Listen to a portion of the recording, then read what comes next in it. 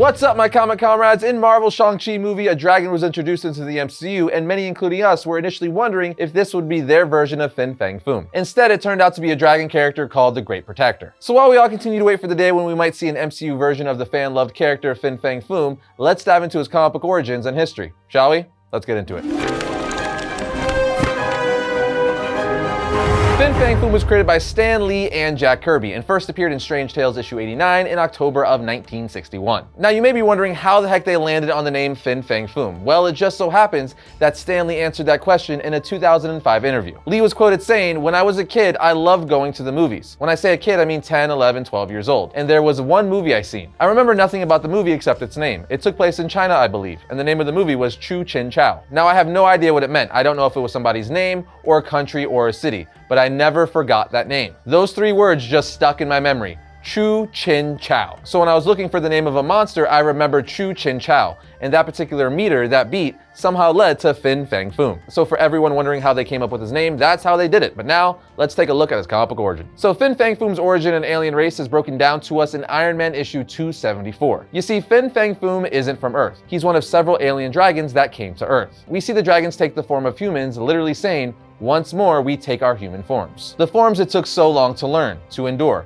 The forms now necessary to our purpose, since as dragons we continue to grow, to double and triple in size, as is our way, until the rings you wear would no longer fit upon our ponderous fingers. Referring to the 10 rings that Mandarin is wearing as they're explaining their origins to Mandarin and James Rhodey in Iron Man armor. One of the dragons in human form says, "But you are still confused, Mandarin." Not surprising. There is so much that is beyond the scope of even your vast intellect. Let me tell you, Zen, the tale of my people. Let me relate to you the wonders of planet Kakaranathara, in the 23rd declination of the galaxy you call the Greater Magellanic Cloud. But I understand as I speak, the images my words create in your mind will be but a shadow. A pale passing ghost of a world whose true glory is rivaled to the most splendid imaginings of paradise. A world of perfect peace and fulfillment, Mandarin, for a race of dragons quickly learned they could not practice the arts of war as they would lay waste to the world. And so they developed a culture founded on science and the arts, without hunger, without want or need of any kind. Quiet, tranquil, and utterly boring, and we sought the stars, Mandarin, those of us who felt in our hearts a driving need for so much more than our culture could offer. We left behind a stultifying piece of Kakaranathara, and in the great lens of your own galaxy discovered worlds more exciting than our own, worlds of war, of violence and destruction. And following tales heard on the more advanced of those worlds, we came at last to Earth, the most violent world in all the galaxy. But then we crashed, trapping ourselves on this world. 6 of our number died, slain by human treachery before we learned the subtle art of adaptation, before we learned to walk among you as men. At first, this soft warm guise was most unpleasant. We wore it grudgingly. But soon, very soon, we learned its rich advantages. We learned all the wondrous human arts of bloodshed and destruction, and as your world evolved, we learned the kind of power to be had in the manipulations of human wealth. Pretty crazy, right? Now we also learned that after they crash landed in ancient China, they put Foom in a catatonic state, so to speak, for backup. And this brings us to Foom's first appearance in Strange Tales 89. You see, in Foom's first appearance, he is awakened by a Chinese teenager named Chan. He did this by using 2 magical herbs, one he would use to awaken the beast and one he would use to put him back to sleep. Once he woke Foom, he used them to destroy China's Communist Party, at which point he would lure the dragon back to his cave, giving him the other, putting him back to sleep. But there you have it, the origin of Fang Foom and his alien race. And before we get into story arcs, here's a question for you. Have you ever felt like you're being watched, then you convince yourself that you're just being paranoid? Well, what if you found out that the hairs standing up on the back of your neck were right? Because that's exactly what big corporations and others can do with your online data, and the greatest reason why having a great VPN is really important. Thankfully, today's sponsor, Private Internet Access, brings you all the privacy we want. Private Internet Access is the world's most transparent VPN provider, with over 30 million downloads. They never record or store user data, and their no-log policy has been proven multiple times in court. The main thing is that they hide your IP address and encrypt your internet connection so that it shields your digital life from the eyes of your internet service provider, network administrators, and government censors. And while it's helping safeguard your online privacy, their VPN software also blocks ads, trackers, and malicious websites. Kind of like that bouncer who refuses to let you into that invitation-only Comic-Con after party. Hashtag never forget. But I digress. Your private internet access subscription will protect up to 10 devices at the same time, so it can simultaneously provide privacy across your desktop, phone, your tablet, and more. Most other VPNs support fewer connections, so you get a lot more bang for your buck. To protect your digital footprint, just go to piavpn.com/variant, and by using our link, all Variant Nation viewers will get an 82% discount. That's just over $2 a month to protect your digital self, but you'll also get 4 extra months completely free. Just click the link in the description and lock down your online life on the quickness. Alright, so let's talk about Fin Fang Foom's best story arcs. First up, we have Iron Man issues 267 and 268.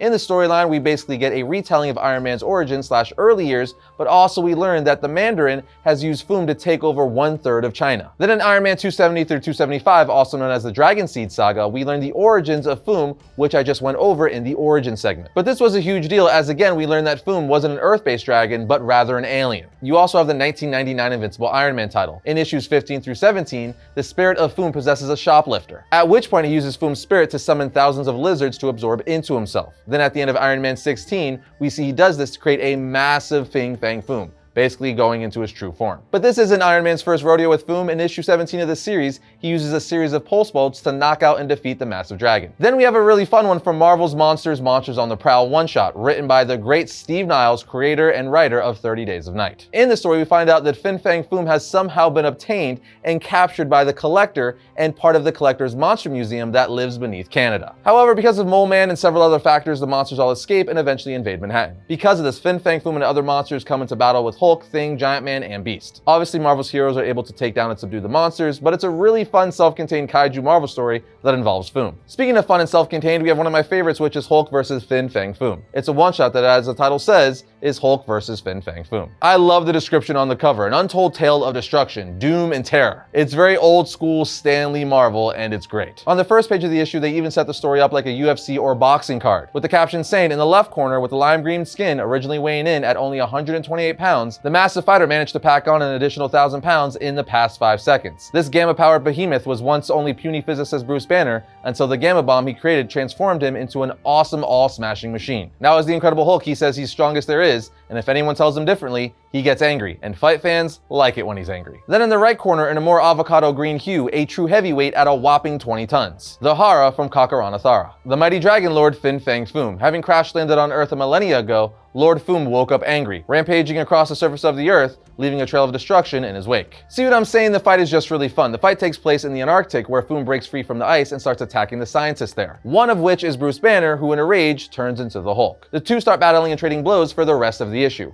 which is the last half of the issue. Hulk even says, size doesn't matter, only strength matters, and Hulk is strongest there is. Foom responds, you have energy, mortal, I'll give you that. A suggestion, we should not be fighting, you and I, we should be allies, kindred spirits. But Hulk refuses and the fight continues, with Hulk ultimately proving he is strongest there is, grabbing Foom by the tail, swinging him round and round, before saying just leave and throwing him to the moon. That's right, Hulk threw Fin Fang Foom to the moon. That's insane, but the Hulk wins the fight, proving he is the strongest one there is. I also have to mention Deadpool 20 from his 2013 title, where Deadpool is on a time-traveling mission and comes into confrontation with Foom and Mangog. Now even though the story is fun, the biggest selling point for me is the fact that it is drawn to look like old school Jack Kirby art. That alone is reason enough for you to read this issue. And the last story I'm going to mention is from the Incredible Hulk issue 630 through 635 as part of the Heart of the Monster storyline. In the storyline, Foom is one of the many characters or combatants Tyrannus summons to fight the Hulk. Tyrannus literally rides Foom into battle like he's out of Game of Thrones to attack the Hulk. Then in issue 634, Foom and the Hulk have an epic battle. The fight is so epic it rolls over into issue 635. Quite simply, you need to read this story to see the fight between Hulk and Foom. But now, let's move on to powers and abilities. Now, as you would assume, since Foom is a gigantic dragon, he is incredibly powerful. Marvel has described him as being as strong as a dozen steam shovels. But more simply put, he can easily lift over 100 tons. His huge wings allow him to fly, obviously creating extremely powerful wind blasts. Foom is incredibly durable and resistant to both extreme cold and heat. Being an alien, he can survive in space and also spit or shoot green-like acid from his mouth that can destroy almost anything. He also has telepathy to a limited degree, mostly used for communication. But he also has shape-shifting abilities. As we saw in Origins, his race can literally shape-shift into human form or other forms if need be. He's also a very skilled navigator, being the pilot of the ship that brought him and his race to Earth. And funny enough, he's also a good cook. In fact, in Giant Size Avengers 1 from 2008, Foom became the head chef at a Chinese restaurant in the Baxter Building. Yeah, that's a real thing that happened. And lastly, he is well versed in martial arts. So what I'm saying is, he's a massive alien dragon who knows martial arts as well as his way around the kitchen. But now, let's move on to some reading recommendations. If you want some Fin Fang Foom reading recommendations, check out the Dragon Seed Saga in the 90s Iron Man title, the Invincible Iron Man issues 15 through 17 from 1999, Hulk vs. Fin Fang Foom, Strange Tales 89, Marvel Monsters on the Prowl issue 1, and Astonishing Tales issues 23 and 24 from 1974. That should be more than enough to get you all started. And that's gonna bring today's episode to a close, but if you like this video, be sure to check out this one right here. And if you like all of our content, like, subscribe, and comment, it helps us out. But other than that, I'll see you next time when I talk about all things comics.